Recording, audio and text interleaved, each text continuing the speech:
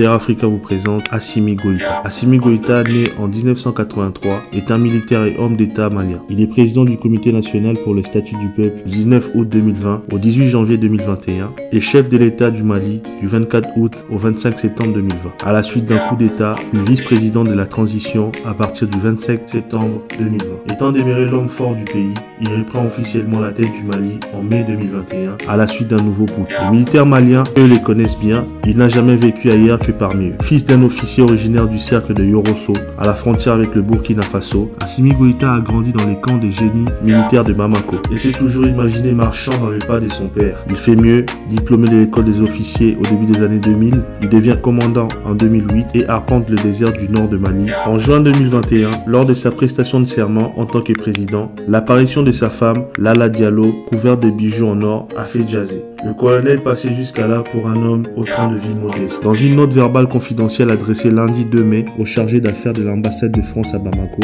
la junte au pouvoir au Mali a dénoncé les accords de défense conclus depuis 2013 avec la France et ses partenaires européens de la force Takuba. Déplorant une détérioration profonde de la coopération militaire avec la France, Koulouba reproche à Paris des multiples violations de l'espace aérien malien opérées par des aéronefs militaires français au mépris de l'esprit du traité de coopération en matière de défense et dit regretter l'absence de réponse aux demandes de révision du traité de coopération formulé par Bamako en décembre dernier auprès du ministère des Armées français. La réaction de Paris ne s'est pas fait attendre. Dans un point de presse convoqué mardi 4 mai, l'état-major français des armées a condamné cette décision unilatérale des forces maliennes, considérée comme injustifiable. Nous considérons que l'analyse juridique présentée par les autorités maliennes, selon laquelle le SOFA est dénoncé avec effet immédiat, en raison d'une violation constatée de ces traités, est infondée, a fait savoir l'état-major. Nous avons toujours été soucieux d'observer toutes les règles qui ont été définies par les autorités maliennes au sein de cet accord. Ce retrait ordonné le 17 février par le président Emmanuel Macron met un terme à près d'une décennie d'intervention militaire française au Mali, probablement le dernier engagement de cette ampleur avant longtemps. Le chef de l'État a salué dans un communiqué l'engagement des militaires français qui depuis 9 ans ont combattu les groupes armés terroristes sur la terre malienne et dont 59 ont payé le prix de leur vie. Leur sacrifice nous oblige et nous rappelle que nos soldats ont, durant ces années, préservé l'unité du Mali, empêché la constitution d'un califat territorial et lutté contre les groupes terroristes qui frappent les populations locales et menacent l'Europe, souligne Emmanuel Macron. C'est le 15 août 2022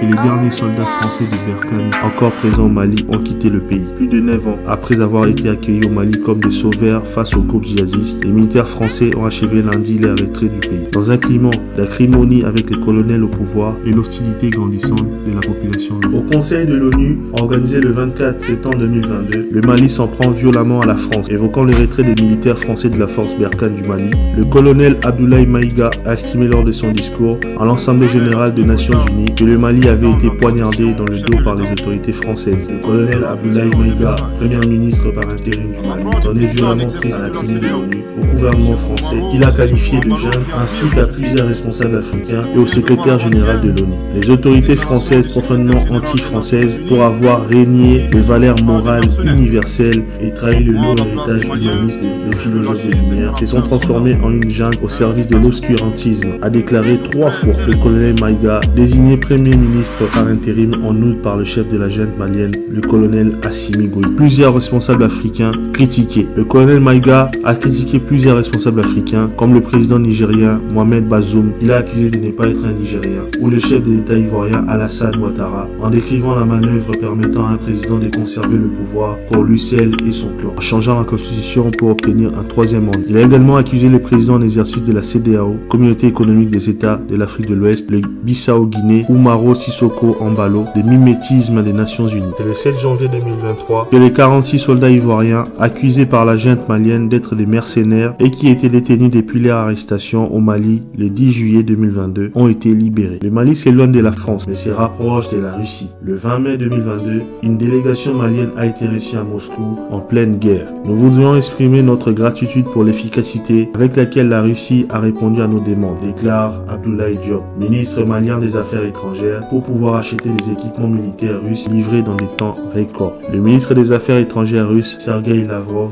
à son tour loue la bonne dynamique entre Moscou et Bamako. Ces rapprochements du Mali vers la Russie démontrent l'émergence d'un équilibre de puissance dans le monde.